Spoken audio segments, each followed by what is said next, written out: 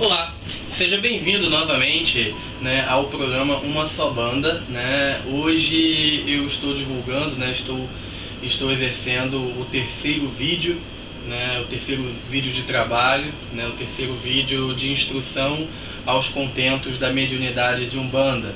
É sempre bom relembrar que esta é apenas uma via, Hoje em dia existem diversas vias de compreensão do universo mediúnico de Umbanda.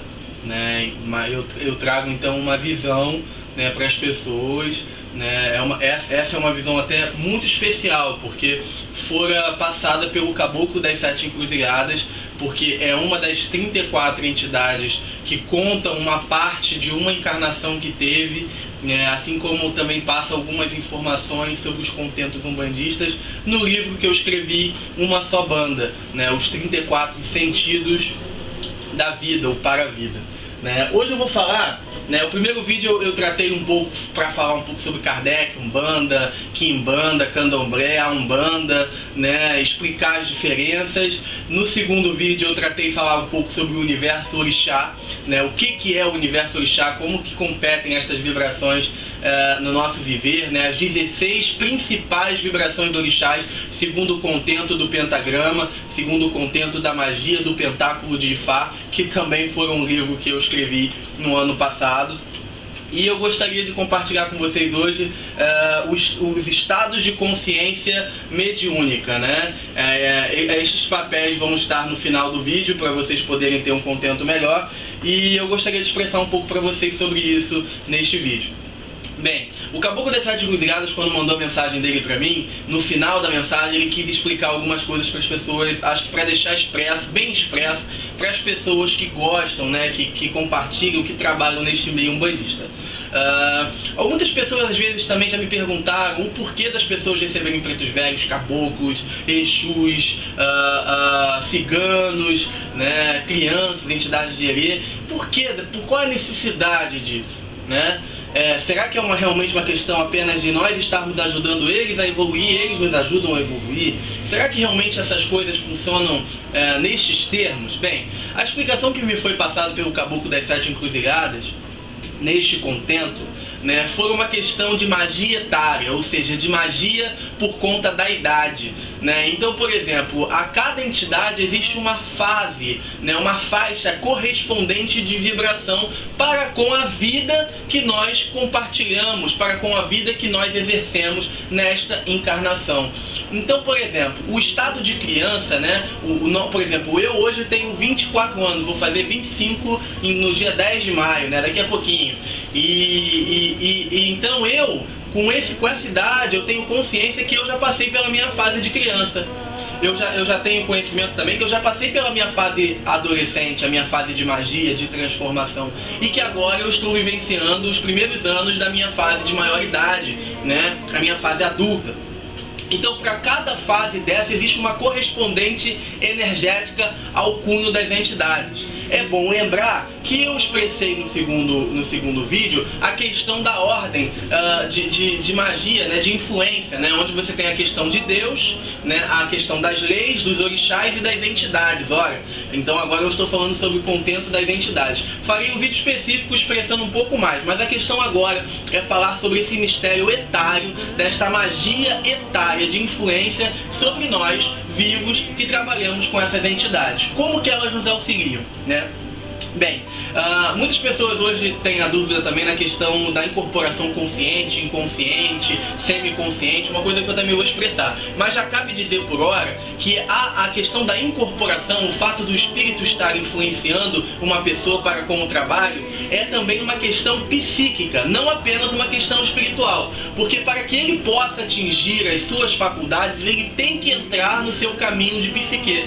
Isso é óbvio, isso é necessário, isso é importante ser deixado bem claro e bem expresso, porque isso é uma verdade. Então nós dizemos que o estado de influência do espírito para conosco é um estado psico-espiritual. Então, se existe um estado psico-espiritual, existe um estado de consciência, um estado de consciência que sempre vai existir, não é verdade? Então vamos lá.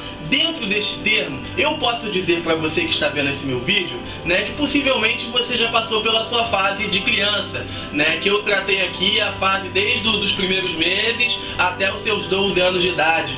Este momento, esta fase, é o momento que eu compreendi, segundo a visão que ele me passou, o Caboclo das Sete Encruzilhadas, que é a fase criança, que é a fase erê, que é a fase das manifestações do espírito de criança.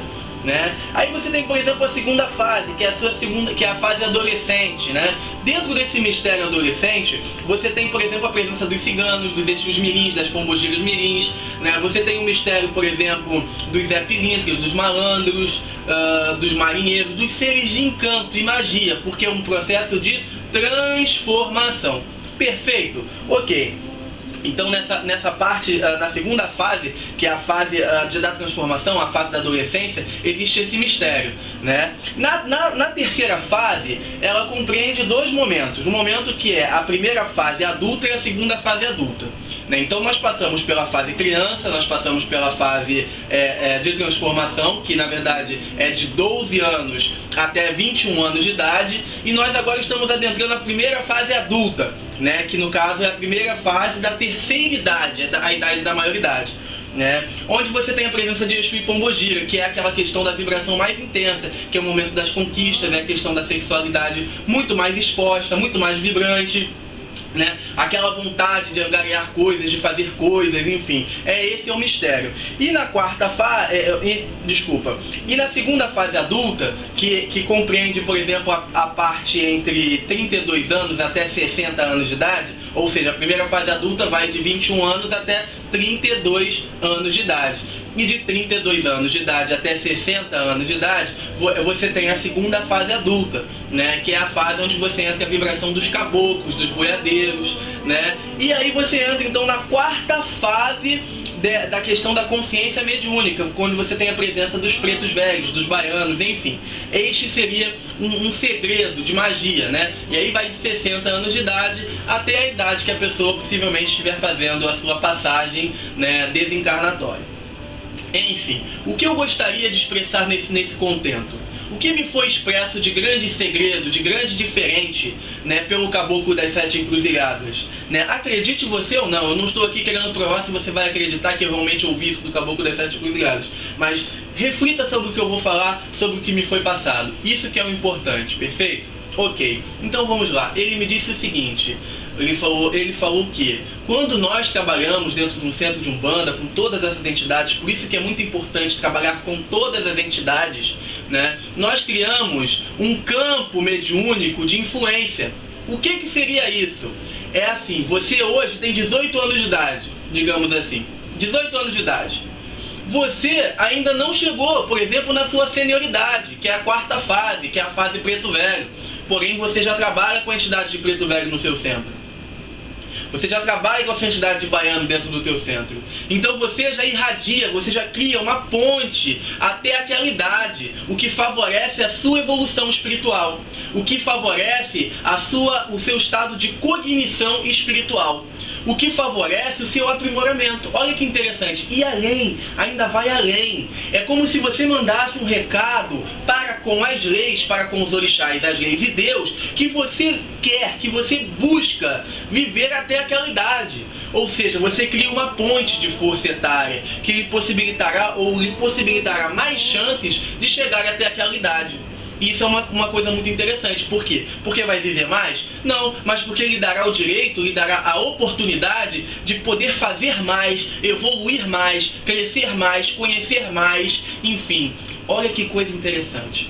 Então, essa questão de trabalhar com todas as entidades, ela é realmente muito importante. Ora, Douglas, eu já tenho 40 e poucos anos de idade. O que me adianta então trabalhar com a fase de criança? Muita coisa, porque você nunca vai deixar o seu estado de criança, porque você já teve a sua fase de criança que está adormecida. Mas é importante reavivá-la, como é importante reavivar a sua fase adulta, como é importante reavivar a sua primeira fase, a primeira e segunda fase, enfim, como é importante reavivar todas as fases do seu contento de viver, porque isso são formas de nós preenchermos aquilo que nos faz vazio.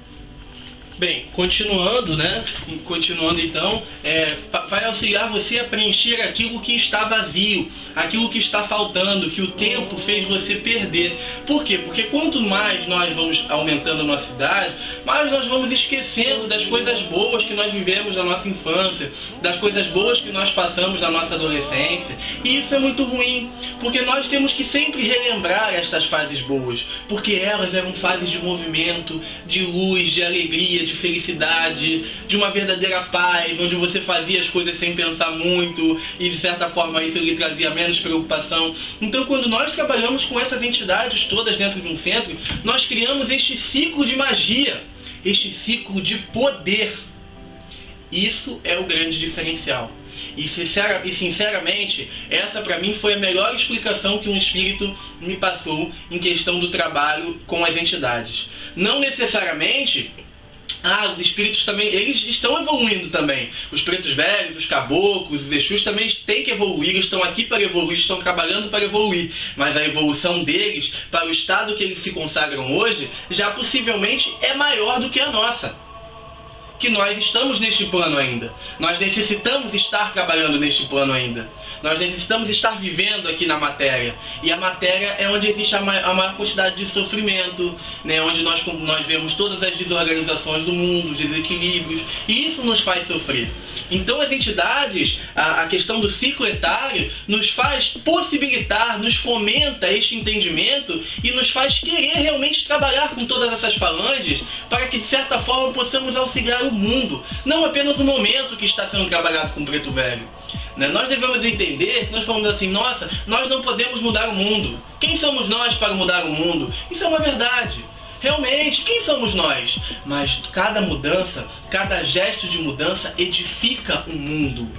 Cada consulta de preto velho para com uma pessoa que está precisando, você pode ter certeza que você está ajudando aquela pessoa, mas aquela pessoa vai estar ajudada e aquela pessoa mais ajudada vai estar mais feliz. E ela mais feliz vai irradiar para uma terceira pessoa, que vai ficar mais feliz, que vai irradiar para uma quarta pessoa. E aí você vai criando um ciclo de positivismo, um ciclo, uma egrégora de fomento elucidativo, um conhecimento de amor, um conhecimento de caridade, de tolerância, de verdade, e isso realmente é o mais importante.